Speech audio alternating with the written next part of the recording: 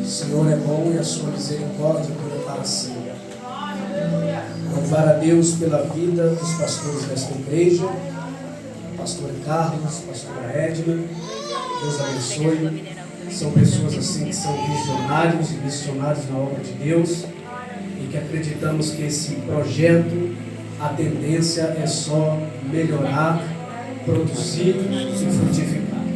Também parabenizar as irmãs do Círculo de Oração, Mulheres Virtuosas em Cristo. Aleluia, Jesus. Viu? Deus abençoe de maneira poderosa. Os meninos também ali que nos trouxe para estarmos aqui. Que Deus abençoe o Edson e o presbítero aqui, o Márcio. Deus abençoe. Difícil o nome dele. Prazer em rever aqui a esposa do pastor Marcelo Luiz. Deus abençoe. Viu? Mande um abraço da minha parte para ele. Deus abençoe de uma maneira poderosa todos esses obreiros. Meus irmãos, eu tenho uma palavra de Deus para a sua vida nesta noite. Aleluia, Jesus. Daqui a pouco a Ana Luísa vai louvar, né? Fica aí no olho, filho. Aleluia. Evangelho de Jesus Cristo, segundo escreveu Mateus. Também vem aqui o poeta de Deus, o Vitério. Deus lhe abençoe, viu? Aleluia, Jesus. Eu queria ouvir o senhor cantar uma hora dessa, o crente pitbull. É teu, né? Os crentes pitbull fica tudo. Evangelho de Jesus Cristo, capítulo de número 13, verso de número 24 em diante. Quem achou, diga amém. Glória a Deus. Aleluia, Jesus. Pode deixar baixinho o fundo musical por enquanto. Mateus capítulo 13, verso 24 em diante, diz assim: propôs outra parábola, dizendo: o reino dos céus é semelhante ao homem que semeia boa semente no seu campo.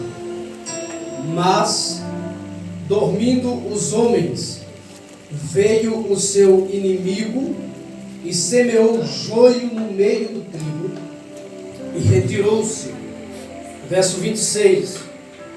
E quando a erva cresceu e frutificou, apareceu também o joio. E os servos do pai de família, indo ter com ele, disseram: Senhor, não semeastes no teu campo boa semente? Por que então o joio? E ele lhe disse: um inimigo é quem fez isso. E os servos lhe disseram: querem, pois, que vamos arrancá-lo? Porém ele lhe disse: não, para que ao colher o joio, não arranqueis também o trigo com ele.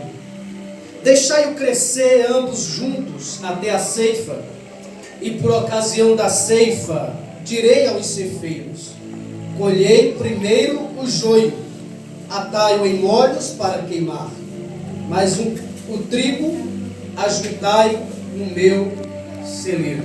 Amém? Vamos se assentar, por gentileza. Vamos meditar na palavra de Deus. Meus irmãos, pós o culto, pós a ministração, eu tenho ali fora alguns DVDs de mensagens. Alguns DVDs que, se os irmãos puderem estar adquirindo, abençoe o nosso ministério. Nós não temos, como a pastora também disse, salário de igreja, não temos renda mensal, fazemos a obra do Senhor de maneira integral, cremos na providência de Deus e até aqui o Senhor tem nos sustentado. Então, se os irmãos puderem estar adquirindo, adquira após o culto. Eu tenho certeza que vai abençoar a sua vida e a sua família. Amém? Diga comigo assim: é hoje que eu vou levar um DVD do irmão. Eu vou levar um DVD do irmão. Meus irmãos, o texto que nós outrora acabamos de ler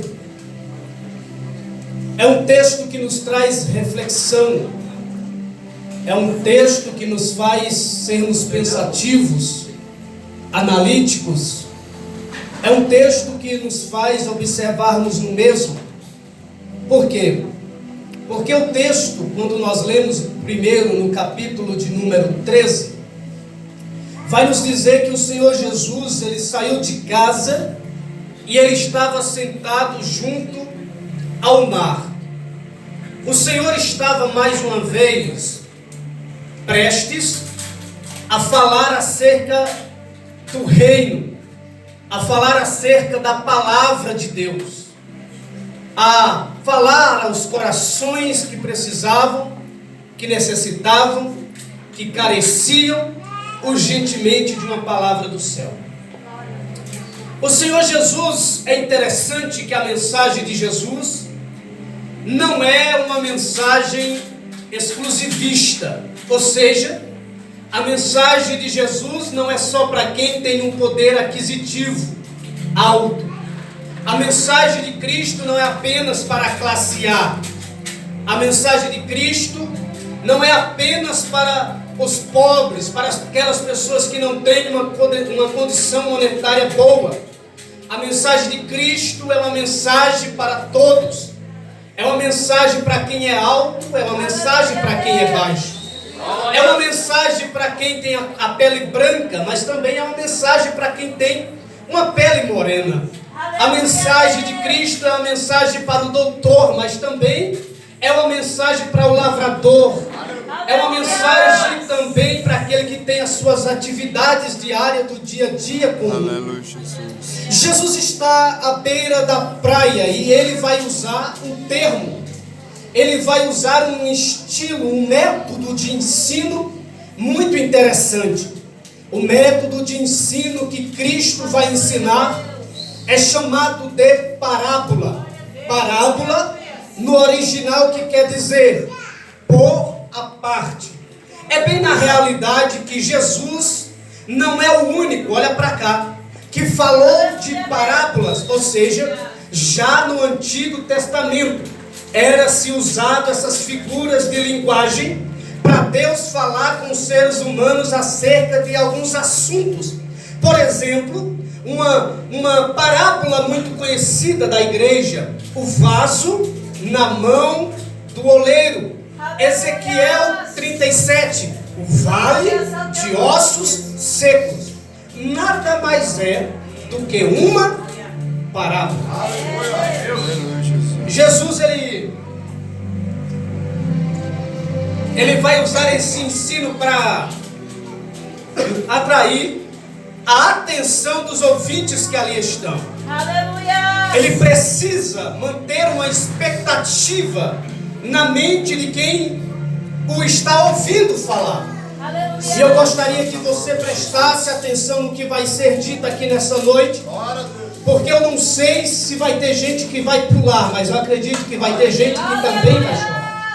Eu não sei se vai ter gente que vai gostar da mensagem, não estou nem aí. Mas eu vim como profeta de Deus entregar tudo aquilo que Deus tem. A multidão está ouvindo o que Jesus está falando. Vai se aproximar de Jesus a dona de casa. Vai se aproximar de Jesus o fazendeiro. Vai se aproximar de Jesus os doutores da lei. E Jesus começa a usar um método de parábola. E ele começa a falar a primeira parábola acerca do semeador. E ele vai dizer algo interessante. O semeador saiu a semear. No verso de número 24, ele continua a narrativa acerca do semeador. E ele vai dizer algo interessante. Ele vai dizer no verso de número 24, propôs outra parábola com a mesma analítica da primeira que ele tinha dito. E ele disse: o reino dos céus é semelhante ao homem que semeia a boa semente. O reino dos céus. Por que Jesus falava por parábola? Porque quando Jesus falava, por exemplo, do fermento, as donas de casa entendiam o que Jesus dizia. Quando Jesus falava do semeador, o agrícola entendia o que Jesus dizia. Irmãos, ou nós estamos vivendo em um tempo de tanta complicação pregação de mensagem, que você entra dentro de uma igreja para ouvir uma mensagem e você não sabe se é um doutor em filosofia que está falando. Você não sabe se é um psicólogo que está falando, porque enfeitam tanto, mas não trazem a essência da simplicidade do Evangelho.